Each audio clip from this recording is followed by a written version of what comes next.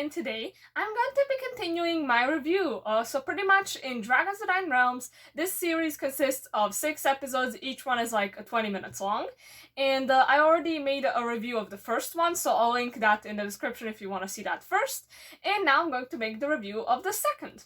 So we pretty much catch right where we left off in the last episode, Thunder and Tom. So pretty much, it seems like Thunder is sensitive to light, which would make sense if this dragon usually lives underground, where there's not much light around, so he really doesn't like the flashlight. So when he, turned off the flashlight, it turned back on. I was kind of confused why that happened, because I expected, oh, now that he turned it off, because obviously Thunder can do that, he learned to do that, so, why did it come back on? But you know what, that's just a plot hole I'll just choose to ignore. So we pretty much have that interaction where both of the characters are kind of curious about each other, but also Thunder is kind of aggressive towards Tom, which makes sense. I mean, this dude is just shining light at him, which he obviously doesn't like, and I feel like Tom's kind of provoking him at this point. I feel like if I was Tom, I wouldn't just shine the light every now and then on it. I would either keep the light on it or just remove it, because I feel like you can really make it aggressive. But you know what, Tom is Tom, and honestly, he doesn't make the brightest decisions, as we've realized. So he almost falls to his death. What a surprise. But for some reason, Thunder decides to save him, so we already saw this, I think, I don't know, was it the trailer or something? But we already saw this scene where he gets saved, so it wasn't a surprise. I guess, Thunder was just very curious about Tom, so he was like, you know what, fine, I won't let you die. So for some reason, Thunder decides to bring Tom into this cave that I guess he's usually in. I guess he's just very curious. It's honestly kind of funny. The main character is very curious, Tom, and also his dragon, Thunder, is super curious as well. So honestly, I guess that's a good duo. I don't really know. He's so curious, in fact, that he literally steals Tom's backpack and searches for things in it, and then Tom realizes, oh, this dragon is hungry, so he decides, you know what, I'll go bring it food. So Thunder decides, I somehow realizes that Tom has to go back. I'm not sure, I guess this dragon is just super smart, but he decides to carry him out, and we also learn that Thunder, he learned himself that he can just turn off all the electricity. So that's pretty interesting, how Thunder just did that. It was pretty cool, because, the reaction of everybody, they're still, the whole research team is wondering, why is that happening? But that would explain why nobody ever found out about Thunder yet, because, all the cameras weren't working when he's around. But he gets found out by this dude, he doesn't find out about the dragon, but he finds out that Tom has been sneaking out. I don't exactly remember what this dude's name is, actually. I don't know why I can't remember right now. But yeah, Tom has this pretty hilarious hair, and he pretty much gets in trouble now with his mom, obviously, because she told him not to go near the fissure, but he still went again. And she decides, you know what, you're grounded. If you're not in school, you have to be here, also on holidays or whatever. But obviously, her not being the best mom, she's okay, but she definitely doesn't understand that, her kid is a bit, too reckless, and that she should probably take some, stronger measures, because she only really speaks, but doesn't really make sure that he doesn't sneak out. She definitely threatened him, oh, you're gonna be in so much trouble if you break this rule again. But I feel like they went over that a bunch of times, and it obviously didn't work. But obviously, Tom ain't gonna listen. In this case, he found a creature. Right now, he doesn't actually think it's a dragon. He doesn't know what it is. He thinks it's some kind of dinosaur. But obviously, he ain't gonna listen now if he found that. So the next scene we have is pretty much with all the kids. I'm still confused. What are they doing? They go to school there. We didn't see the school yet, though. It says oh, it's your first day of school, but what are they doing there? That currently wasn't explained. Also, it wasn't explained why there's only 4 of them. But you know what, I hope they explain that later, I don't know. But yeah, we have a pretty hilarious scene where D'Angelo tries to talk to Alex, but Alex just completely ignores him he ain't even there. He gets pretty frustrated. Honestly, I feel like D'Angelo really ain't getting the justice yet. We haven't seen much of him at all. Now we even found out about Alex, that she's more of an interesting character. June already was interesting, and Tom is interesting.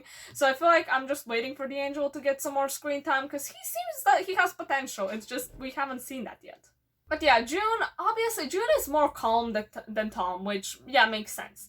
But she still ain't the most responsible either. And she also says to Tom that like she believes in all like the dragon stuff and all of that, which makes sense for her character.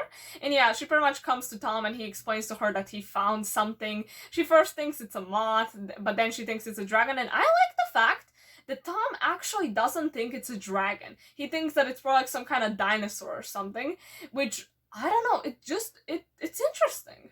And then we get this pretty depressing depressing scene where Alex just says like, oh yeah, if there were dragons, they would be hunted down and they would be turned into burgers and bags and they would be hunted down forever, and a dragon would be a dead dragon if it actually existed. And that was hilarious. I'm sorry, that was such a funny scene.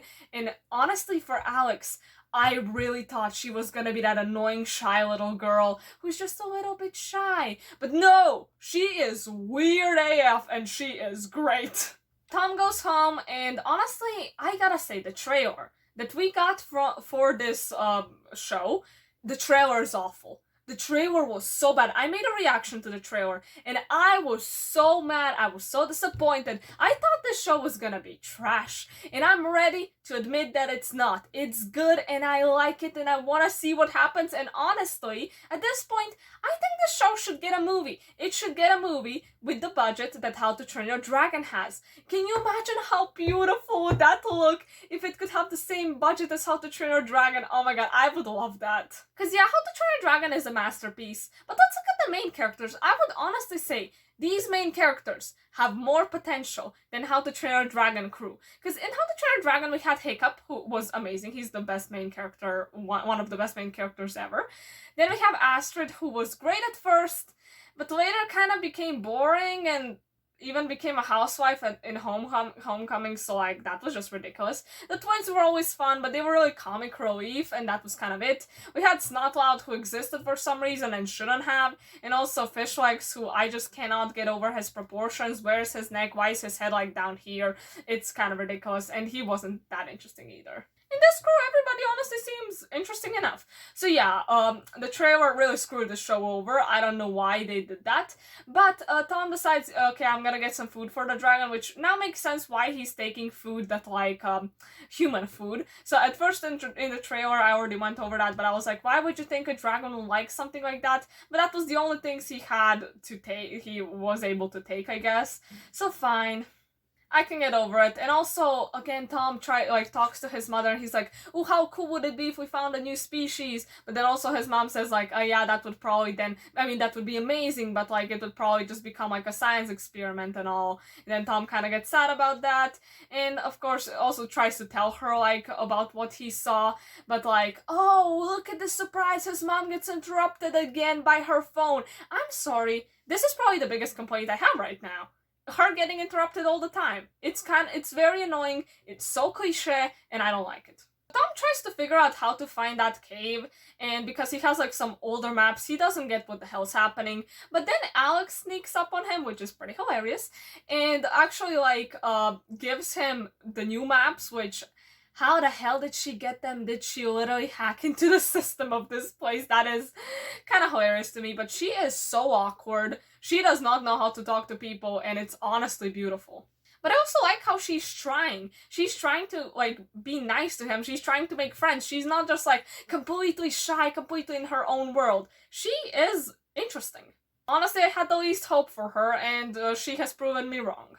So now again, I noticed there was a lot of parallels pulled from How to Train Your Dragon. At this point, I don't know, should I be mad, offended, or fine with it? But we have the scene where June is like, because Tom is sneaking out, so June is following him, which is pretty much a parallel to how Astrid was following Hiccup. Even though here June has nice intentions, she just wanted to like scare him and all, but obviously he left before she could. But it's interesting. I don't know how should I feel about this at this point.